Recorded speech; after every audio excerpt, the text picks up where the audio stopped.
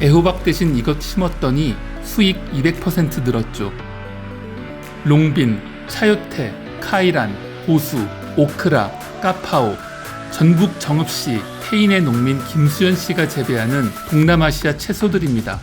베트남, 태국, 미얀마 등지에선 배추, 상추, 시금치, 고추같이 흔히 소비되는 것들이라고 합니다.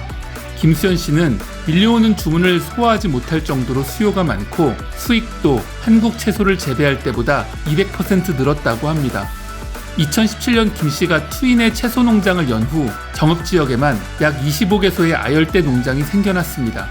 투인은 베트남 출신인 김씨의 아내 이름입니다. 투인의 농장은 전라북도 농업기술원의 아열대 채소 현장 시범농가로 선정되기도 했습니다.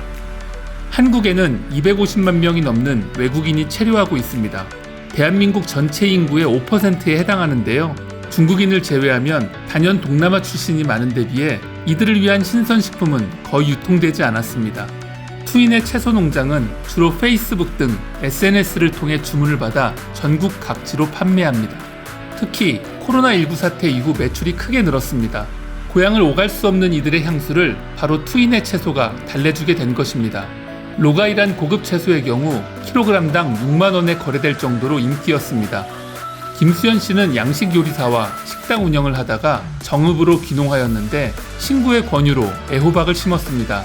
마침 베트남에서 온 장모가 애호박은 두고 호박순과 호박꽃을 땄는데 베트남에서는 호박순은 데쳐서 피시 소스에 찍어 먹고 호박꽃은 전골에 넣어 먹습니다. 이거구나 싶었던 김씨는 호박순만 따로 따서 팔았습니다. 그 해에 애호박보다 호박순으로 돈을 더 벌었습니다.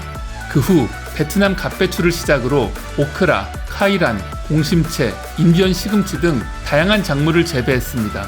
김씨는 현재 재배하고 있는 작물이 총 30여 종에 달하는데 베트남뿐 아니라 태국, 캄보디아, 심지어 스리랑카인들도 주문을 한다고 합니다. 아열대 지역 작물은 겨울 혹한기에도 영상 15도 이하로 내려가지 않도록 관리하는 것이 중요합니다. 이를 위해 비닐하우스 안에 두꺼운 부직포로 된 보온 커튼을 두르는 등 신경을 많이 써야 한다고 하는데요. 하지만 보온 외에는 재배가 어렵지는 않은 편이라고 합니다. 지난해부터 동남아 채소 재배가 수익이 좋다고 소문이 나며 재배 농가가 급증했습니다. 그런데 판로를 확보하지 않고 재배부터 하면 실패할 위험이 크다고 김씨는 조언합니다.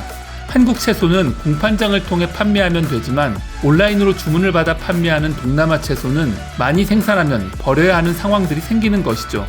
김씨는 앞으로 내국인들의 소비가 늘어날 것을 예상해 고수 등의 수경 재배에 도전할 생각이며 판로의 다각화를 향후 목표로 삼고 있다고 전했습니다.